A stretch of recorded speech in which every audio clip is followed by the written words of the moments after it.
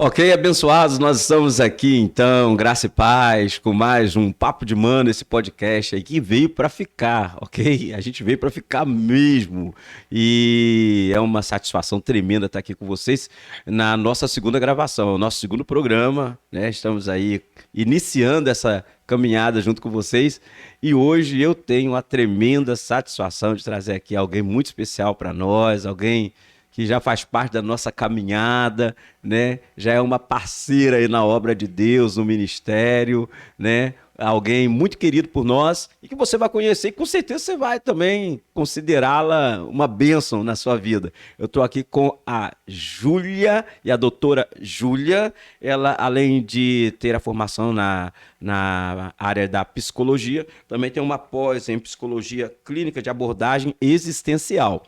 A doutora Júlia tem sido um instrumento poderoso na mão do Senhor para trazer aconselhamentos, direcionamentos no seu trabalho terapêutico, com a sua clínica. Ela vai falar aqui a respeito das suas atividades profissionais e ministeriais também. E eu vou pedir para que ela se apresente a vocês agora. Falei a beça. Júlia, tudo Eu bom? estou muito agradecida pelo convite, obrigada. É um prazer estar aqui com você e acredito que vai ser uma boa conversa, um bate-papo agradável. Como você já me apresentou, né? Eu sou formada em psicologia, hoje a minha atuação é maior na clínica. Também realizo trabalho nas redes sociais, né, em que eu falo muito sobre autoestima e saúde emocional. Tem um público-alvo ali voltado para mulheres nas redes sociais. E a minha pós-graduação, né, na abordagem existencial, que é uma teoria, né, é um olhar que a gente tem, é um viés teórico para o atendimento clínico, né? Então, a psicologia tem várias abordagens, tem a cognitivo-comportamental, tem a psicanálise, e aí eu me identifiquei com a abordagem existencial, e aí fui buscar mais conhecimento sobre isso através da pós-graduação. Então, já estou apresentada, né? Muito obrigada pelo convite, estar aqui com vocês. Seja bem-vinda, é um privilégio para a gente receber você aqui. Eu vou até pedir para o pessoal da equipe, ou para o Dudu confirmar comigo, depois é possível pôr o link dela, no link na bio. Falei certinho, né?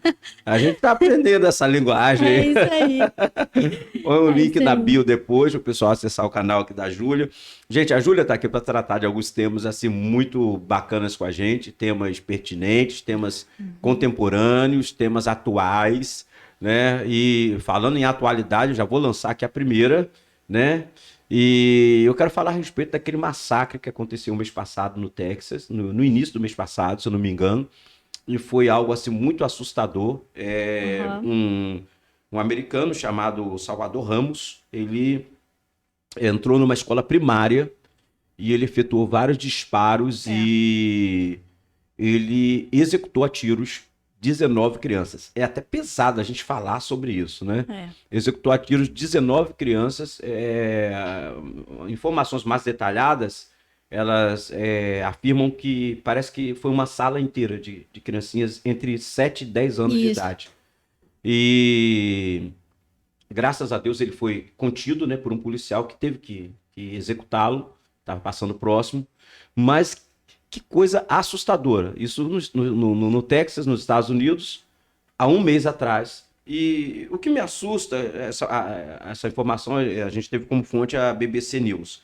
O que me assusta, e aí vem aqui essa primeira pergunta, né, para a gente iniciar esse nosso bate-papo aqui, no Papo de Mano, é uma tragédia que foi justificada para a sociedade como uma resposta desse aluno às experiências negativas que ele sofreu na escola, quando menor, desde criança, de bullying, né? Então, poxa, é justificativa para matar 19 crianças porque eu sofri bullying. As investigações levaram a polícia a essa conclusão e isso foi apresentado. O bullying, ele pode avançar até esse nível de resposta violenta desse jeito, ao ponto de se assassinar um outro, ou outros e crianças? É importante a gente entender o bullying em si, ele vai gerar uma série de repercussões na estrutura psíquica dessa pessoa. Então, quando a gente para pensar, na maioria das vezes a experiência do bullying, ela acontece em infância e adolescência, onde não tem uma estrutura psíquica formada. Então, os estudos mostram que a experiência do bullying ela é comparada à experiência gerando transtorno de estresse pós-traumático. Né? E é interessante também, tem um artigo que fala, não vou me lembrar o nome do artigo agora, mas ele fala que o estresse pós-traumático, a resposta que o indivíduo dá ao estresse pós-traumático tem grande índice de violência. Ou seja, a resposta que eu dou depois de passar por um estresse que me traumatizou é pela via da violência. E aí, quando a gente associa que o bullying, ele pode trazer uma experiência de estresse pós-traumático, a gente percebe que a agressividade é uma das respostas que o indivíduo pode dar à experiência de bullying. O que não significa que a gente está aqui legitimando ou justificando que quem sofre bullying vai responder dessa maneira como foi. Sim. Né? Até porque nada justifica, né, de forma a ponto de entender assim, é legítimo responder dessa forma. Nada mesmo. Mas a gente pode entender que é preciso olhar para a pessoa que sofre o bullying. Porque a gente tem histórico de muitas pessoas que sofreram bullying diversos e que não responderam dessa maneira. Pois é. Né? Deixa eu aproveitar aqui e entrar nesse gancho com você. Bullying é uma coisa muito recente para a minha geração. Né? É uma palavra que nós aprendemos a pronunciar recentemente.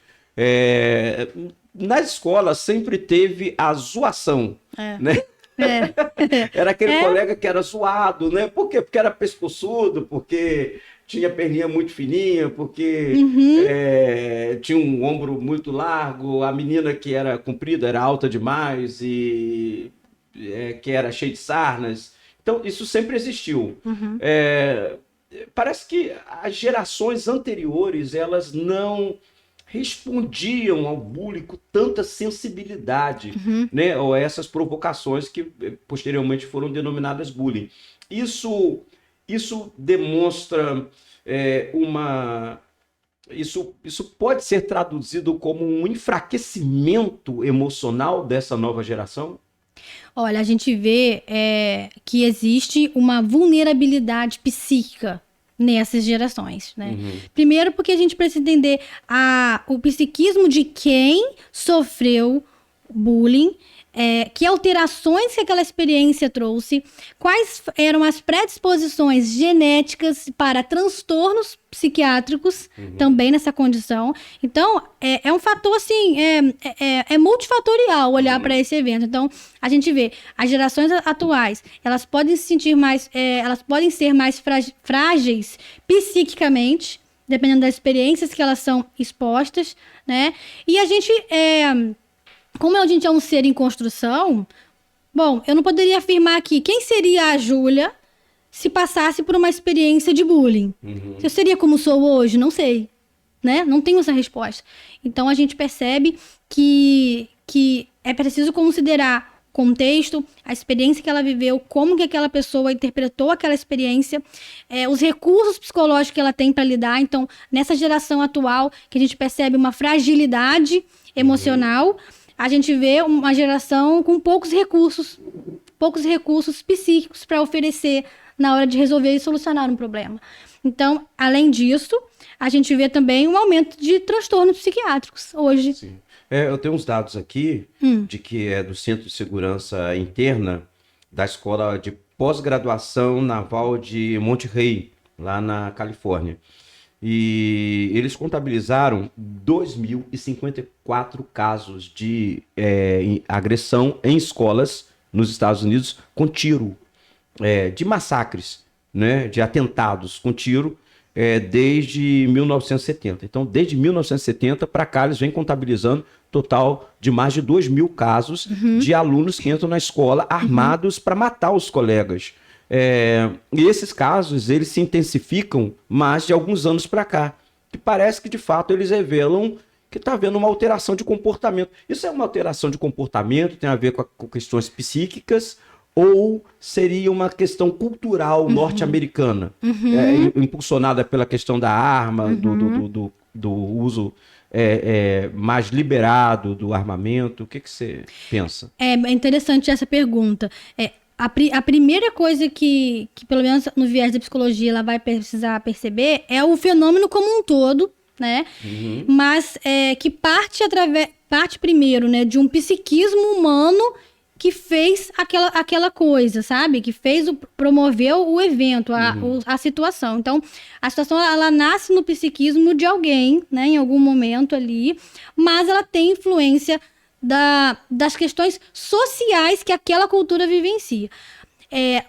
Isso a gente não pode considerar um evento cultural, por quê? Porque a sociedade não vai se apropriar disso como parte da cultura. É tanto que tem um choque, tem um estranhamento. Porque se fosse parte da cultura, a gente já teria naturalizado, não teria choque. Aceitação. Há uma aceitação desse tipo de coisa. E não, há choque, ainda há, né? Porque a sociedade não consegue conceber essa ideia desse tipo de violência, assim, desse extrema, dessa maneira, nesse contexto e tal.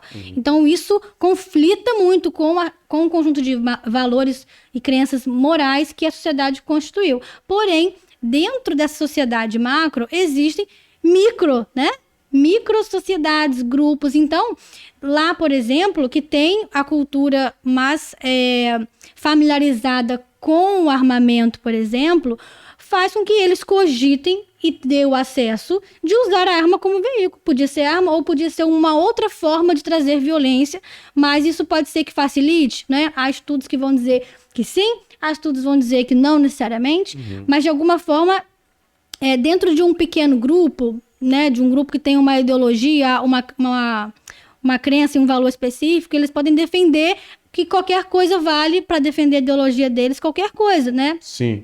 Há essa possibilidade.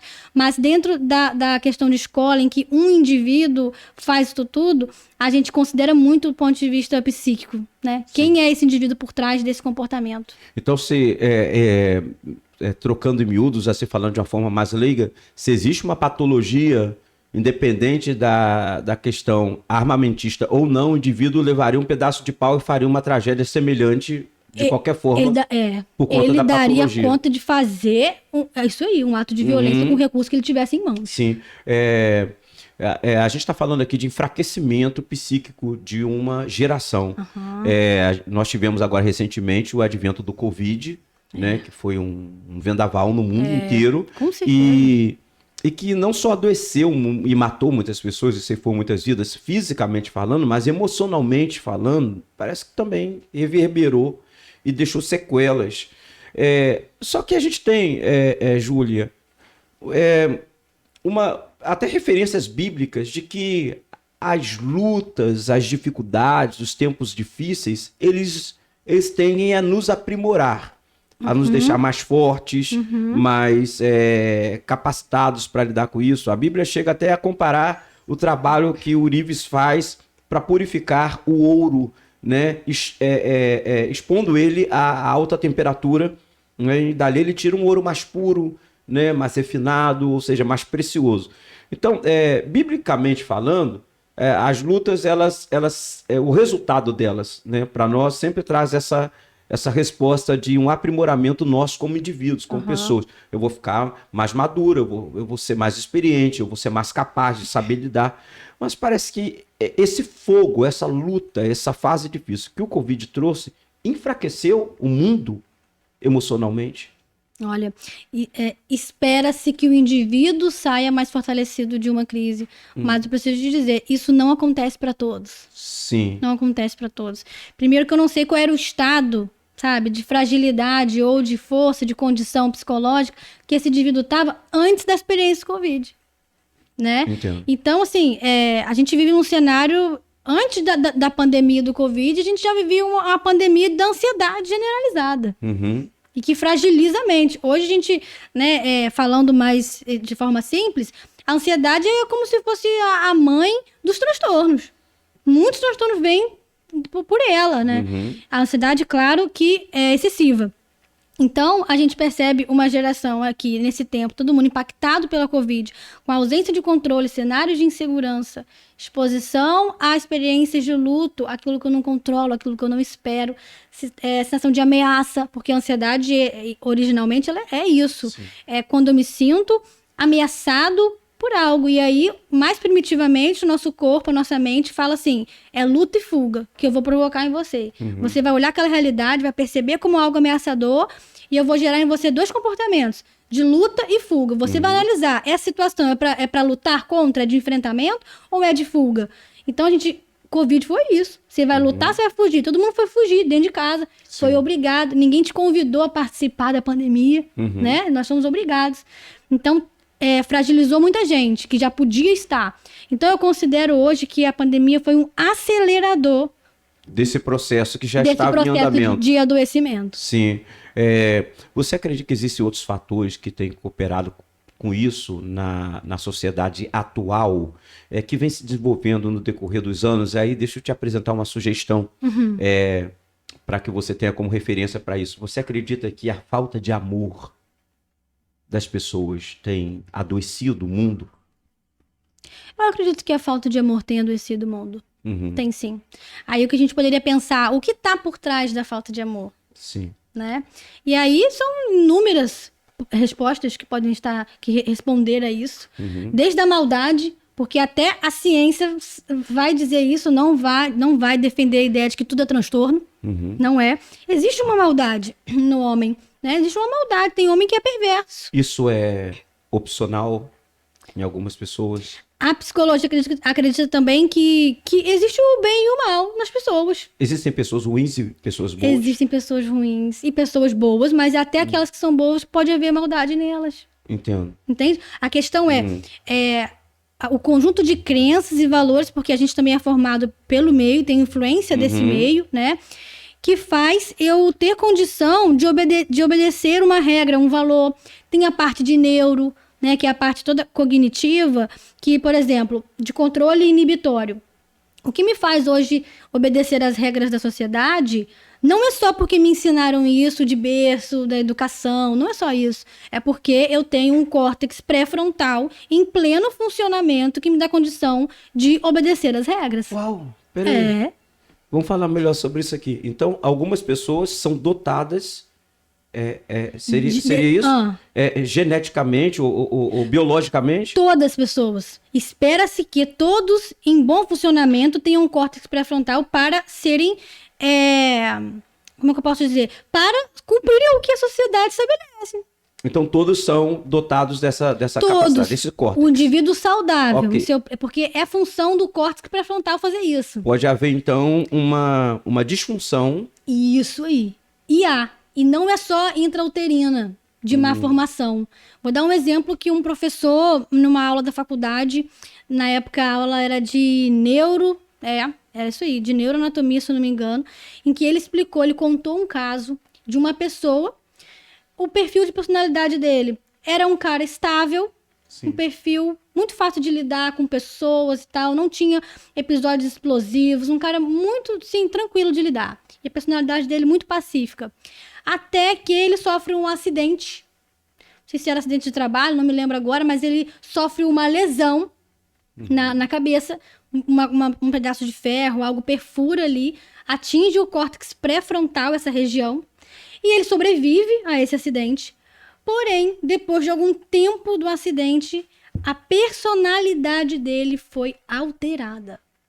Ele fazia coisas que ele não fazia antes do acidente. Impressionante. Ele arrumava briga com as pessoas, dificuldade de obedecer regras e leis e normas. Ele fazia coisas que a família falava assim, a gente não reconhece mais ele. Ele ficou assim, aí a família não sabia muito associar que era depois do acidente, por causa do tempo, que ele não mostrou ainda esses sinais. Sim. Depois começaram a associar. Realmente, foi por causa de uma lesão no córtex pré-frontal. Trouxe a alteração, ele perdeu essa capacidade de controle inibitório que a gente chama. Ele fica muito mais inclinado a transgressões de regras, de tudo que é errado mesmo na sociedade, entendeu? A gente está falando aqui sobre começamos falando sobre essa questão da falta do amor e o quanto isso afeta, e a gente entende que, na verdade, a falta de amor já é uma espécie de patologia também, né? E tocando nesse assunto, dando continuidade a isso, eu me recordo, e cheguei a tomar nota aqui do caso do Dom Phillips, que era um jornalista inglês, e o Bruno Araújo, um indigenista, né, brasileiro, que desapareceram no dia 5 do mês passado, e agora nessa quarta-feira eles tiveram os corpos encontrados. Eu comecei a observar e percebi que começou a haver uma espécie de festa, de farra sobre a tragédia. E percebi principalmente pessoas da área política subindo sobre os corpos, é claro, falando aqui num sentido figurado, né? Mas subindo sobre os corpos, o resto dos corpos desses homens, e fazendo desses corpos uma plataforma política para atacar o oponente político e tal. Como que se a morte desses homens fosse uma oportunidade, fosse algo oportuno politicamente falando. Né? E a gente percebe isso com muita frequência na política ou em outras áreas. A tragédia alheia virando uma oportunidade. Isso não seria algo assim trágico para um mundo que está agonizando nessa falta de amor? Qual é a leitura que a psicologia faz desse tipo de comportamento? Quando a morte de alguém não me importa, pelo contrário, ela pode até ser interessante para mim, por mais trágica que seja para outra pessoa. Sim, existem os oportunistas, né? E aí esses oportunistas, eles vão ser motivados pelos seus próprios interesses. Então, isso que você está chamando de falta de amor, a psicologia também entende como falta de empatia. Sim. Traços narcisistas, né? E até mesmo a maldade do ser humano, né? Que não tem limites para essa maldade do ser humano. Você leu Maquiavel? Mas não li Maquiavel. Assim, alguns artigos que eu citava, originalmente não. Sim. Né? Mas essa questão do traço narcisista também é interessante de a gente pensar. Porque existe o transtorno de personalidade narcisista, que é transtorno, está lá no DSM-5, no manual, né, de transtornos psiquiátricos, que tem uma série de critérios para alguém definir isso como um diagnóstico. Mas o narcisismo em si, ele não é só transtorno. Existe aquela personalidade que é marcada por traços narcisistas. Sim. Em que o eu e os meus interesses só que importam. Sim. E eu posso ser capaz de qualquer coisa para realizá-lo. Ok. Eu citei Maquiavel aqui porque a gente tem em Maquiavel muitas instruções para se promover e para se estabelecer no poder. E essas instruções, elas não consideram o outro como indivíduo, como pessoa. A empatia não é. Não, e existe uma série de manobras de manipulação hoje, né, que os indivíduos fazem. Assim, é interessante também a gente destacar que qualquer pessoa pode ser capaz de manipular. Porque todo mundo tem desejo. Sim, sim. Entendeu? Todo mundo tem desejo, logo todo mundo tem capacidade de manipular. Mas a questão é, o que essa pessoa carrega de crenças e valores que vai nortear o comportamento dela. Ela pode tentar manipular uma situação para que o desejo dela seja concedido. Tudo bem até aí, né? Mas a questão é o que cada um é capaz. Eu posso tentar moldar uma situação para chegar no fim que eu desejo, mas não se isso comprometer a vida de uma outra pessoa, entender? O bem-estar de uma outra pessoa. Sim. Então, é os limites que todos nós vamos desenvolvendo. E alguns não vão desenvolver limite algum. Ok. Júlia, a psicologia, qual é a visão que ela tem hoje a respeito desse quadro que a gente tem observado como cristãos e como evangélicos, do crescimento numérico de adoecimento emocional entre cristãos? Puxa, isso inclusive é entre ministros, pastores. Isso é verdade. A gente consegue perceber isso.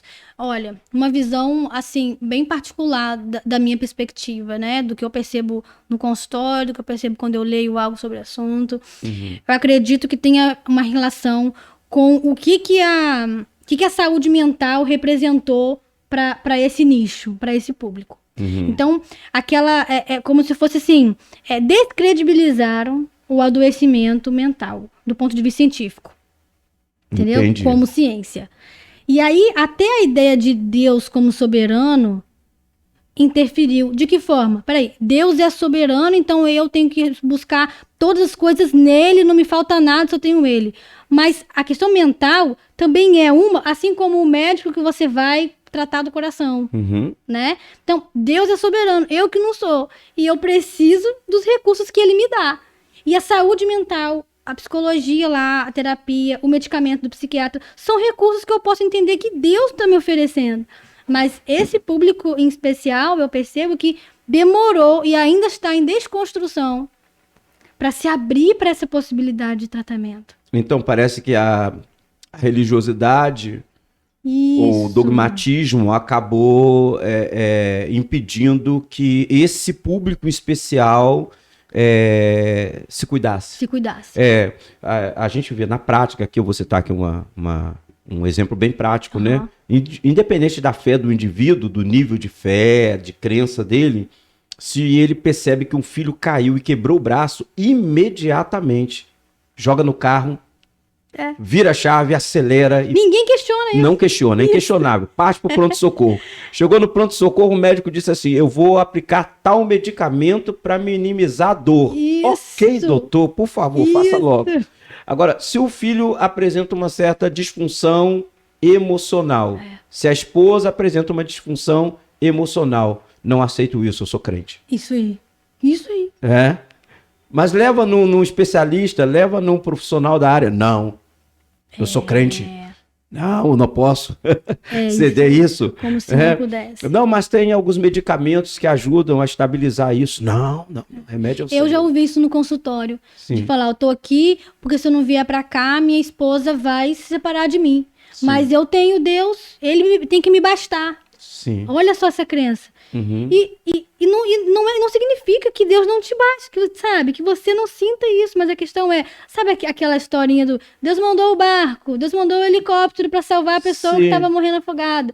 E ela não interpretava aquilo como os recursos vindo de Deus. Uhum. E eu penso até que se houvesse uma certa desconfiança nossa em relação à psicologia, se houvesse, né? Se houvesse uma certa desconfiança, mas deveria se considerar, apesar da desconfiança,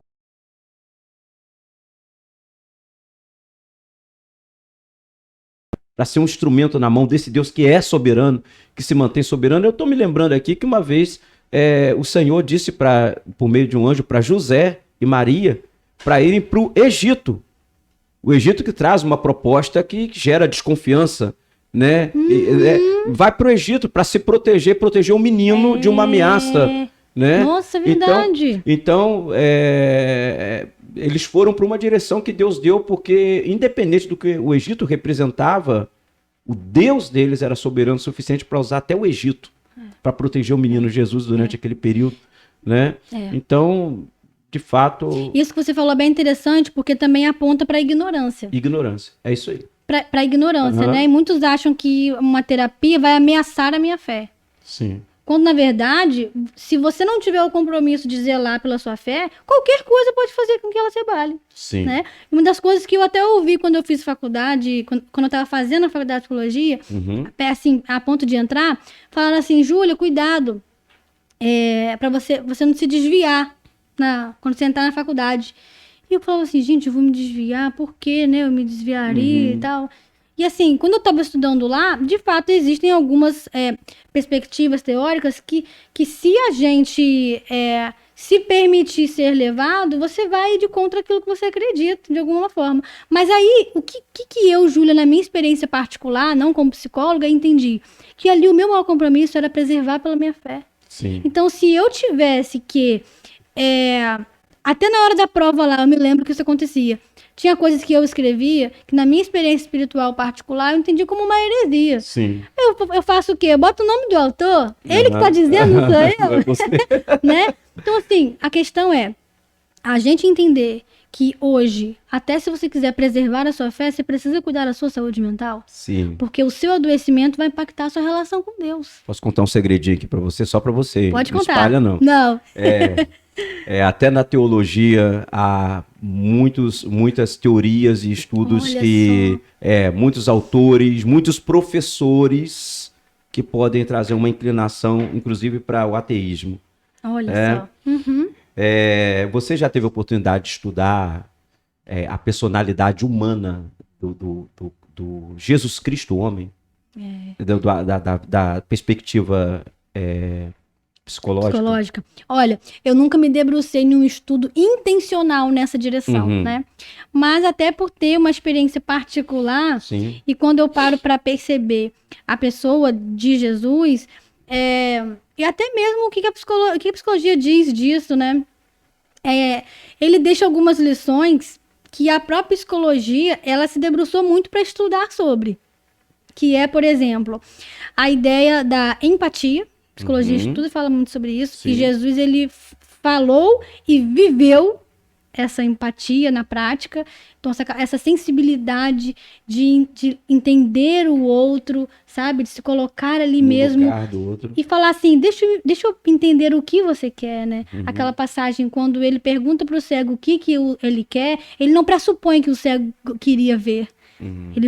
Ele deu voz a ouvir o que ele gostaria que fizesse. Interessante. Então, isso é muito joia. E a psicologia faz isso o tempo todo. Legitimar o que o outro deseja, o que o outro quer para sua própria vida. Entende que faça sentido. Pode ser que ele tenha feito propositalmente. Aliás, a gente entende agora que ele fez isso propositalmente porque aquele cego era tolhido de se expressar. Entendeu? Olha isso. Se expressa para mim. Olha eu quero isso. te ouvir. Que coisa muito bacana. Lindo. Além disso, a gente vê a resiliência, né? A capacidade dele de gerir as suas próprias emoções em todas as circunstâncias que ele viveu. A gente vê a capacidade dele de adaptação, né? Adaptação nos lugares, as situações que ele passava também, o que tem a ver com resiliência. E a personalidade dele como algo, tudo bem que era a figura de Deus aqui, né? Mas a psicologia, ela vai olhar para pessoa, para isso, para a humanidade. Tem algo também que eu assisti um vídeo uma vez de um doutor em psicologia falando, que é sobre o perdão. A psicologia, ela tem se interessado mais recentemente sobre estudar sobre o perdão. E a gente nem encontra tanto material assim de psicologia sobre perdão, mas há uma busca recente sobre isso. E Jesus, ele já falava sobre a importância desse perdão. E a psicologia fala assim, bom, nós, como a psicologia, não vamos acreditar ou defender um perdão moral. Certo, né? A psicologia, ela se afasta desse julgamento de valor, do julgamento moral. Mas a psicologia já teve que se render de que perdoar é terapêutico. Né? E isso se aprende com Jesus facilmente. Sim. O tempo todo. Então, uma das coisas que eu aprendi recentemente com um artigo que eu li, que o perdão é você abrir mão do direito do ressentimento. Quando eu vi isso, eu fiquei assim, peraí, deixa eu ler de novo. Perdoar é abrir mão do direito do ressentimento. Ressentimento, ele é um direito, mas... Ele é legítimo. O ressentimento é direito e é legítimo, só que ele é o único, ou talvez um dos únicos, porque eu não penso em outro agora, direito que não traz benefício. Quando a gente fala assim, eu quero os meus direitos, é porque aquilo é o quê? Benefício. Sim. A nossa lógica humana, quando a gente fala, você vai receber um direito, é um benefício. O ressentimento não traz benefício, apesar de ser um direito seu ficar ressentido. Olha só. Profundo. Muito. E aí, abrir mão de um direito. Por isso que dói tanto perdoar para algumas pessoas. As pessoas que têm um senso de justiça elevado, quando esse senso de justiça é ferido, ela pode ter dificuldade de perdoar por causa do seu senso de justiça e porque ela tem dificuldade de abrir mão dos seus direitos. Entendo. Entende? Muito isso interessante. Traz uma perspectiva bem diferente a respeito de perdão, né? Traz. Bem mais profundo. A gente precisa concluir aqui, Júlia. Então, eu queria aqui te fazer a última pergunta. De alguma forma, a psicologia, ela explica a fé? Ela tem esse diálogo com a fé? Tem. Existem muitos autores que falam, apesar de alguns acreditarem, associar fé à religião, né?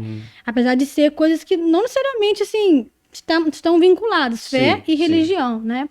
Mas a gente tem autores da psicologia que vão entender a fé, a religião ali, a fé, como algo, por exemplo, do Freud, como uma neurose, uma coisa meio infantil, de que o homem criou para se consolar, vamos dizer assim, de questões imaturas ali. O ópio do povo. Né? Também essa ideia de que traz problemas para a sociedade, né? Mas existem outros autores que não vão por esse caminho. E aí eu tenho aqui 2 nomes na minha mente que vão trazer essa perspectiva da fé. Primeiro, é um autor que a psicologia estuda hoje, apesar de ser um autor muito da filosofia, Sim. que é Kierkegaard. Ele é dinamarquês, né? Ele estudou muito sobre... Ele ele era luterano, não me lembro o nome que dá, como se fosse um pastor luterano, mas tinha outro nome que se dava, não era pastor, não me recordo qual. É, tipo um nome assim, isso, né? Ele estava estudando para ser isso, mas aí depois que o pai dele morre, ele não vai para teologia, ele começa a estudar filosofia. Apesar dele ser muito inclinado ao estudo sobre Deus, e ele era muito assim, envolvido com as questões de espiritualidade, de fé. E ele fala que há um vazio existencial. Certo. E que a fé vem como resposta, como recurso desse vazio. Essa fé em Deus. E ele fala assim, a fé, ela não é objetiva. E tudo aquilo que não é objetivo não pode ser explicado. Sim. Então, eu não posso explicar a fé. Não posso explicar. Freud chega a citar esse vazio, mas ele não avança além disso. Ele só cita que há um vazio. Não na perspectiva espiritual, por exemplo, ou como resposta desse vazio. Sim. O Kierkegaard fala assim, existe um vazio, né? E a fé e a busca desse Deus é parte da resposta. Entendo. Né? Entendo. É parte da resposta. Ele então apresenta o problema e traz uma resposta. Kierkegaard até fala que esse vazio, ele começa lá atrás, ainda na experiência de Adão e Eva. Ele ainda fala isso. Uau. Esse autor ainda fala isso. Você disse que ia citar dois. O outro é Viktor Frankl. Ele fala muito sobre sentido da vida. E ele é um dos autores da psicologia reconhecidos que acredita na espiritualidade como mais uma estrutura psicológica do ser humano. Entendo. Então ele acredita no cuidado que é biológico, psicológico, social e espiritual. Né? Ele tem uma história incrível, porque Viktor Frankl, ele viveu o cenário do nazismo. Ele era médico e depois psicólogo, e ele viveu o cenário do nazismo. A atuação dele é muito grande em relação a tentativa de suicídio, pessoas que queriam morrer. E ele sobrevive, apesar de ter perdido sua família, ele sobrevive. Ele era judeu? Sim, ele viveu o cenário de tortura lá. E ele sobrevive. E aí ele estuda muito essa questão o porquê, qual é o seu sentido da vida, e qual é o seu porquê. Ele conta que ele via as pessoas indo se suicidar na cerca. E o grupo era assim, aquele efeito manada. Todos os dias as pessoas se matavam no campo de concentração. E ele perguntava assim, por que você não foi? Você não foi por quê?